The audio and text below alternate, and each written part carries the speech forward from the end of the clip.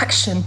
Hi, welcome to the Limpsfield Cookery School, based here in Limpsfield High Street on a not very sunny day today. Thanks to Caterham Independent for putting on this podcast for us, and it's a huge pleasure to be part of the Lockdown Fest number 2.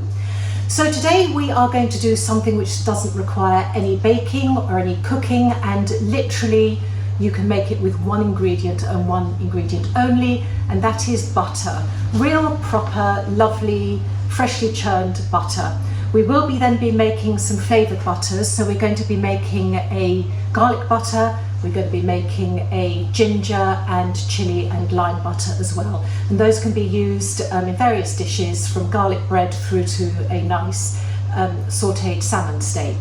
So all we need to make our butter to start with is double cream. Now it has to be double cream because you have a much higher percentage of fat in the cream, and it will not work with either single cream or whipping cream. So double cream is the must. And the other thing is that the cream needs to be at room temperature. And the reason it needs to be room temperature is because it will whip up much quicker and you'll get a faster result. We are going to cheat slightly today in that we're going to be using a food mixer to do all the hard work for us. You can, if you're feeling very energetic, do this by hand, or you can use it with an electric handheld mixer. I can remember in the days of watching Blue Peter many decades ago, trying to make it in a jam jar, where we were assured that if you put double cream into a jam jar and keep shaking it for about an hour, it would turn into butter. Well, I did that and it didn't happen. So the theory is there, but probably I wouldn't recommend it. So we're going to be using an electric mixer today to do all the hard work for us. So I'm just going to pour all of that lovely double cream into our mixing bowl. And then we are going to put it into the electric mixer using the whisk mode, and we're going to start whisking it up. Now what we want to do when normally we're mixing double cream is obviously not to over whip it, and you'll know that if you've ever tried whipping cream before now and you go over the nice stage of whipped cream, it starts to become a little bit grainy and a little bit separated. So we're going to be going through that stage, and we're going right the way through from the nice whipped cream stage to the over whipped cream stage, and we're going to keep going. And eventually what will happen is that the fat molecules, they are agitated so much in the cream, they start to separate out, and it separates from the liquid, and then the fat clumps together. Okay, so we are going to be moving this over to the mixer, and it will, I'm afraid, get a little bit noisy now because we will get the mixer onto full stage. So here's the cream and into the mixer. So, as I said before, we're going to start off using the whisk attachment on the mixer. We will go over to using the paddle attachment once the cream starts to separate. But what I will show you each stage is each stage of where the cream goes. So at the moment we're at runny stage, mixer goes on, and we're going to whip it up to nice fluffy double whipped cream stage first.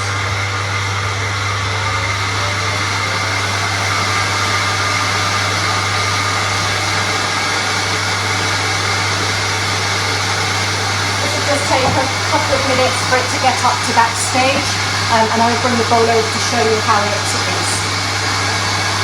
So the cream now, as you can see, is at a nice softly whipped stage. So we call that soft peak. You can see from the bowl, if I just round it out of here, that those peaks, so it's a little bit runny still, and it's nicely whipped and not too firm. So we're now going to take that to the next stage.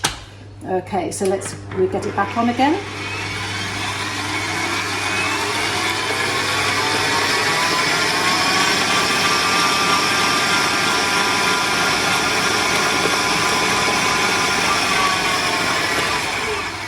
And already you can see, look, that's just gone. You wouldn't want to be eating that as whipped cream. All of a sudden it's gone too far. So you can see the texture of that is a little bit granular. But we go through that stage, and we are going to go further. So right back up to full whisk again.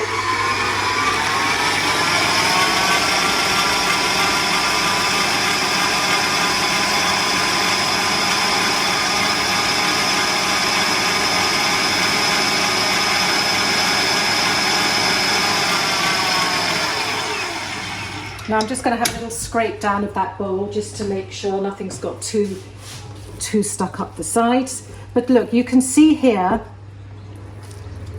that how granular that is beginning to look. You can also see the change in the colour of it. So it's gone from that very pale creamy colour, now we're getting a real yellow tone to it. So the next stage is when it becomes even more granular, and then we will change the whisk attachment over. So just a couple more seconds on this one.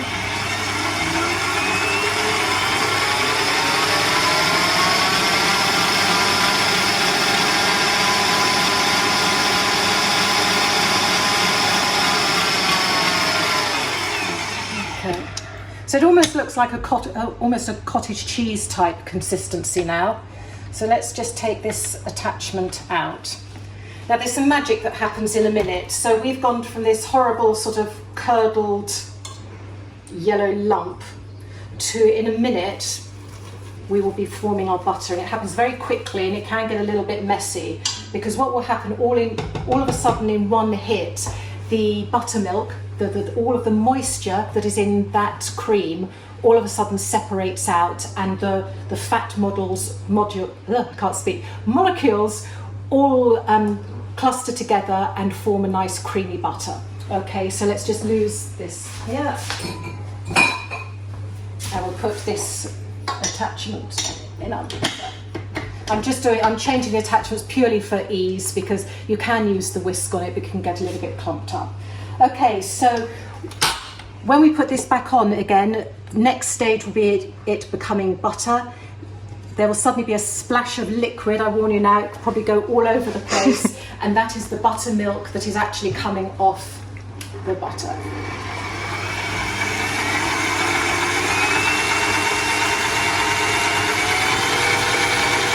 So this is where the magic starts to happen fairly shortly.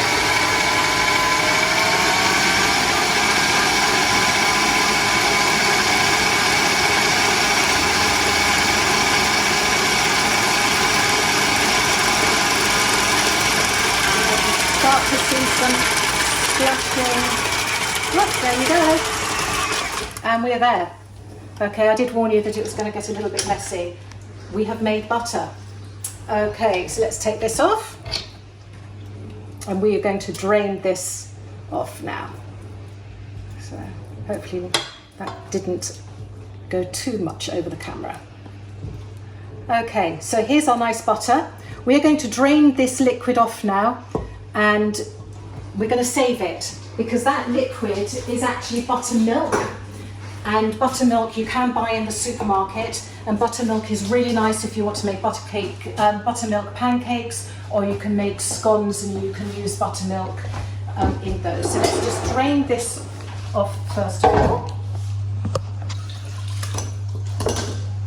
And here is our butter.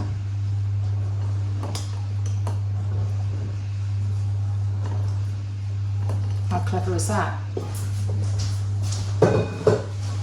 Okay, so here's our nice butter, and we're just going to squeeze that through. Now we want to get rid of as much of the buttermilk as we possibly can, because the buttermilk is the thing that will make the butter go rancid, and it will give it a bitter flavour. So you want to be squeezing this butter out a lot and trying to get rid of as much of that buttermilk as possible. So really that is looking good. What we would be doing normally is running this under cold running water, but for the benefit of the camera, I've got some bowls of this is clear water here. So what we're going to do is we're going to wash this butter, okay, and just squidge it down a little bit. And again, this is all about rinsing off all of that buttermilk. We don't want buttermilk in our finished product. So you can see there that that's now cloudy, that water. We're going to do it again. So normally, as I say, we would be doing this under a running tap, just to until we had nice clear water. So this bit of water doesn't look nearly as cloudy as the other one. You can see it's less cloudy, and then this one really shouldn't have very much coming out now at all. A little bit like rinsing some clothes. Okay, so here we are. Here is butter, nice and creamy. The texture of it, it's not granular, it's gone through that stage, it's become nice and creamy, and that is recognisable to everybody as butter. So that hasn't actually got very much flavour at the moment. What I'm going to do now is just dry this off, and I'm using a clean old dish towel just to get some of that extra moisture out. Okay, so we now have a lump of butter like this. You can leave it just like that. If you are somebody who likes unsalted butter, then you would leave it just like that, and you would wrap it up and use it as you would normally at home. I like slightly salted butter, not too much but a little bit, so I'm going to be dividing this butter into 3 now, and 1/3 of it is just going to have some salt added to it, just to make a normal standard lightly salted butter. We're going to be making some garlic butter with the other 1/3, and then, as I said before, the final 1/3 we're going to be making a chili, lime and ginger butter. So let me just okay, so we're going to start adding our flavours to our butters now. And once again, I'm going to be cheating and using the mixer to do that, to make life nice and easy. So first of all, this is just 1/3 of that butter that we made, which I'm going to put in the mixer again with a little pinch of sea salt. We'll mix that up, and then we will roll that into a nice sausage shape so that it can be carved to put on food. So butter in here. Just a little pinch of the salt. You don't need too much. You can always add more salt. You can't take out once you've added. So just a little bit. So just really just a pinch like that, and off we go into the mixer again.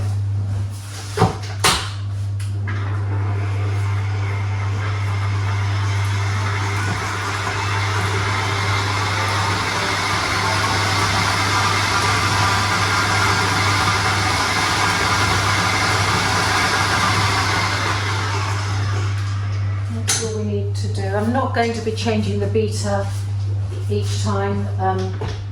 You don't need to do that.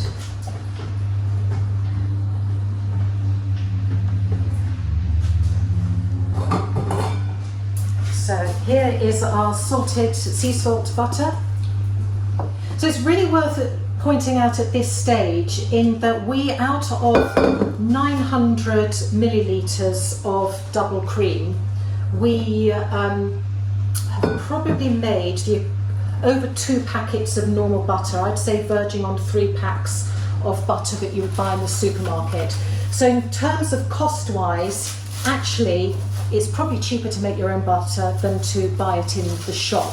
A pot of a 300ml pot of cream in the supermarket ranges between 85p to £1 at the moment. So I used 3 of those medium-sized tubs to get 3 packs of butter. So we're getting 3 packets of butter out for about £2.60, something like that, £2.70. So we'll just roll that out like that into a sausage shape, squidge either end, and there we are. You've got your sea salt butter for use. Put it in the fridge, you can freeze it, and it will keep beautifully. Right, the next one we're going to do now is some good old-fashioned garlic butter. Who doesn't love garlic butter on some steak? So the next 1/3, slightly more than a 1/3 actually, of butter goes in there again. And this time we are going to be adding some chopped up parsley, just to add a little bit of colour into our butter. And then we're going to be adding some garlic. Now, I'm not a purist, I'm afraid, and this will probably be deemed as cheating by many, but I'm going to grate my garlic into the bowl. I don't tend to use a garlic press. Garlic presses are somehow more hassle than they're worth. Once you squash it all out, trying to clean it up afterwards, it just takes forever. So a good old small grater, the finest mesh you can find on it, and then just grate the garlic in. Nice and easy, nice and quick, saves faffing around, chopping it into tiny little bits. And we like it nice and garlicky, so lose the last little bit. So 2 cloves going in here. We're going to be adding a little pinch of salt again, just to pull out those flavours again, so a little bit of salt going in. This is just this time I'm just using a standard table salt, the type that you would put in your salt shaker on your table. Okay, so into the mixing bowl again, into the machine. We'll just get that whipped up very quickly. And actually doing it this way, doing it in a machine, actually you are adding more air into that butter, so you're making it quite nice and light and fluffy, which is always good.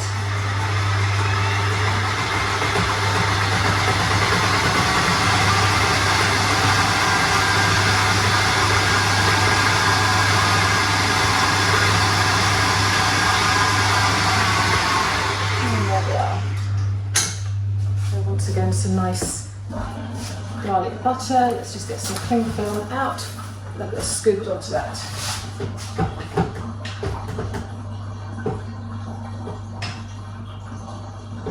So this is a really nice thing to do at home if you've got children at home from school at the moment. It's a bit sort of basic science experiment. They're learning a little bit about the fat molecules separating out from the liquid once they've been agitated, and it's a little bit of alchemy where the fat all of a sudden solidifies and goes into a lump. It's quite a fun thing for them to learn. So this is our lovely garlic butter. Actually, I didn't split that portion very well into thirds. We've got much more garlic butter, but that isn't a problem. It will all get eaten. So let's just cut that off again, and then we're just going to roll it up again and squash it down into a nice sausage shape again, and then chill it down. And this is really nice if you're griddling some steaks and you want a nice garlic steak. So have this just in your fridge, and you can just cut out a slice, pop it on the top of your steak when you're going to serve it, and it will melt down and be beautiful. So there's our lovely garlic butter. So we've got our sea salt butter, our garlic butter, and now we've got the final piece, which we are going to be making something slightly more unusual, and that is a chili, ginger and lime butter. How nice does that sound? So once again, little pinch of salt in there just to pull out all the flavours. We've got some finely chopped chili there. Don't wipe your eyes as I did just now once you've been touching chili, because otherwise your eyes will sting. We are going to be grating the zest of 1 lime into this. So again, using the finest blades on your grater, just grate that into the bowl. Just rotate the lime around. You don't want to be getting any of the white pith in, because that can give a bit of a bitter flavour. You really are just looking to take the dark green skin off. That's going to give a lovely, lovely flavour. So this would be really, really nice to have. You've got some nice salmon steaks, really nice to fry some salmon steaks in this on the hob. Delish. So that's the lime in there, and then finally some fresh ginger. And again, not going to bother with all that chopping it very, very finely. I'm going to grate it in. So I've peeled a piece of fresh ginger. Now just going to grate that in.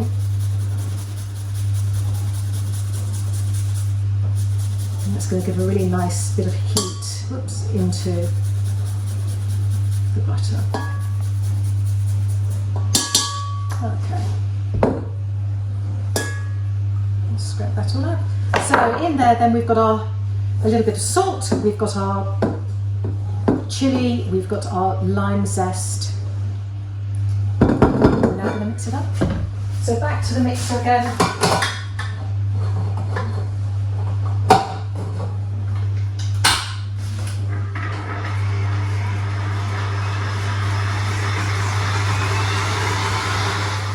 Okay, so here is the latest butter that we have made. So this has got the chopped up chilli, the grated ginger, and the grated lime zest into it. How pretty does that look? A little bit of green showing through, a little bit of red. Looks delicious. Smell, I can't tell you the smell in here, it just smells delicious. Okay, so same again, we're going to just roll this up into a nice sausage shape.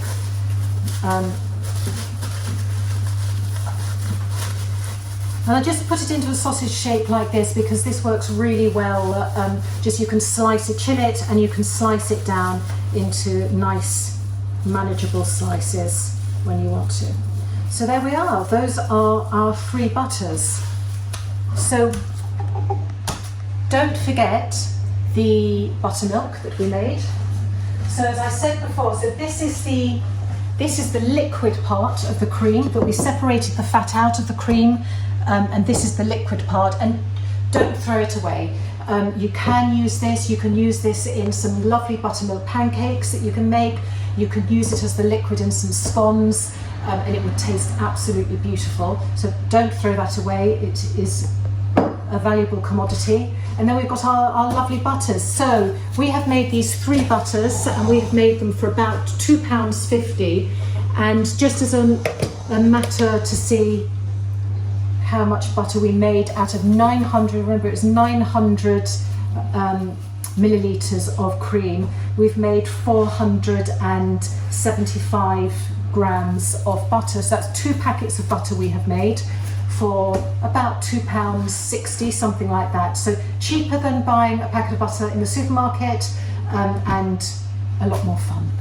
So once again, thank you so much for joining us here at the Limpsfield Cookery School. I really hope that you've enjoyed our little scientific demonstration today. Remember, get those children involved, get them cooking, get them doing things. They will really enjoy making something like this. And remember, those 3 flavours that I've done today with the butter is just the beginning of it. You can just experiment at home, throw things in, and have a bit of a play around. And we would love to see your results. So anything you make at home, please post it online, tag the Limpsfield Cookery School to it. We would love to see what you have made, and we will share it around. Finally, thanks once again to the Caterham Independent and their Lockdown Fest #2. It's our pleasure to be part of it, and we really hope you enjoy your cooking. So thank you so much. Goodbye.